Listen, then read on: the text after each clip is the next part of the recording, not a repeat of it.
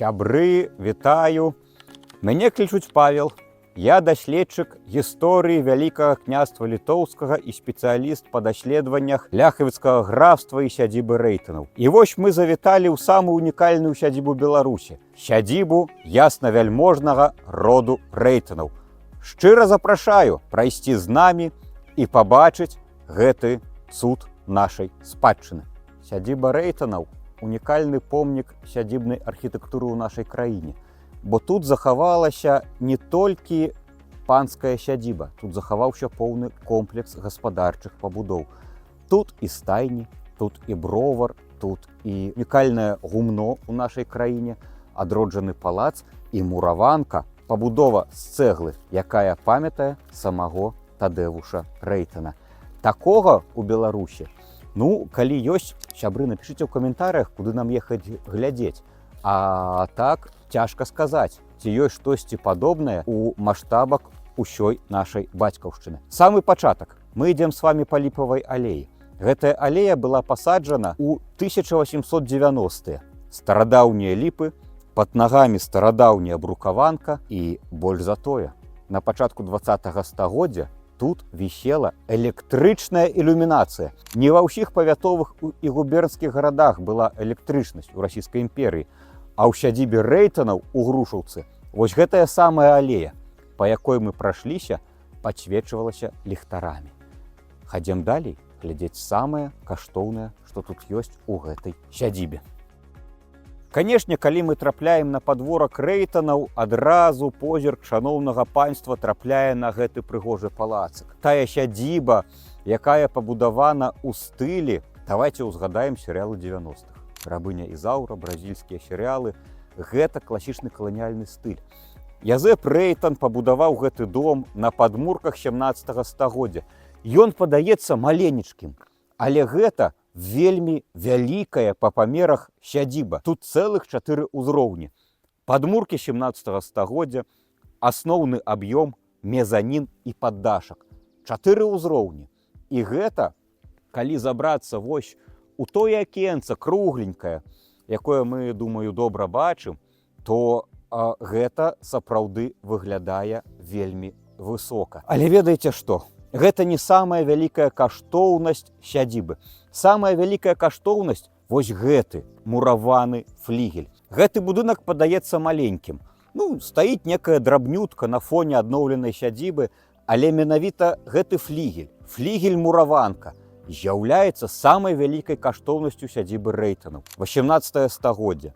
Сцены, якія памятаюць нашага героя Тадэвуша Рэйтана. Тут ён правёў апошнія дні свайго жыцця. Тут быў родавы архіў. Гэтая мураванка захоўвалася родам вельмі пільна і вельмі дбайна. Але, ёсць нюансы. У Першую сусветную вайну тут зусім блізка праходзіў фронт. Авіяналёты былі рэдкасцю, канешне, тады ў Першую сусветную. Але так сталася, што бомба трапіла якраз у мураванку, і яна была вельмі пашкоджана, і вельмі каштоўны архіў роду Рэйтанаў узяў ды згарэў. Але ж усе свае каштоўнасці Рэйтаны паспелі вывесці. Сябры, пра сядзібу Рэйтанаў можна казаць шмат.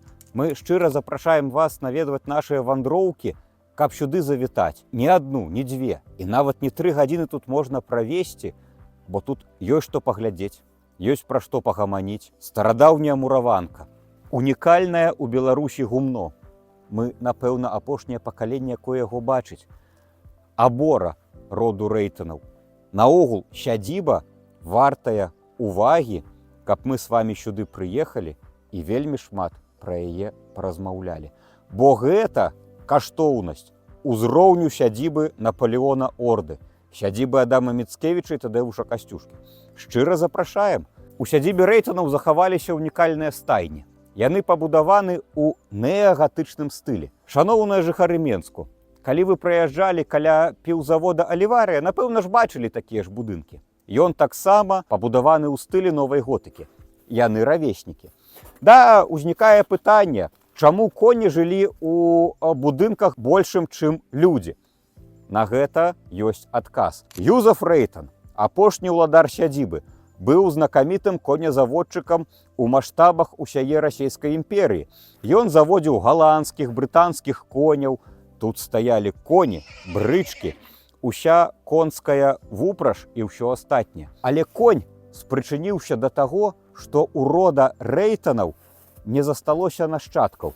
Як гэта сталася? Шаноўная пані Аліна, жонка апошняга з уладароў Язэпа Рэйтана, ці Юзафа, ці Іосіфа, як бы яго не назвалі, яна была літвінскай амазонкай, як яе называлі сучаснікі. Жанчына ваяўнічая, жанчына-рыцарка. Ведаеце, што яна ўдумала?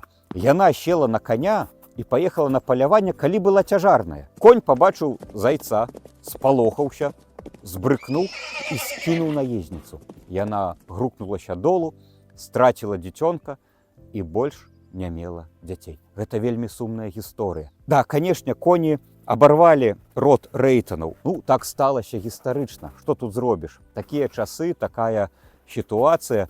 Але Юзаф і Аліна Рэйтаны гэта былі паны шырокага сэрца, напоўненага любоўю. І ведаеце, што яны зрабілі? Яны ў сваёй сядзібе арганізавалі дзіцячы прытулак.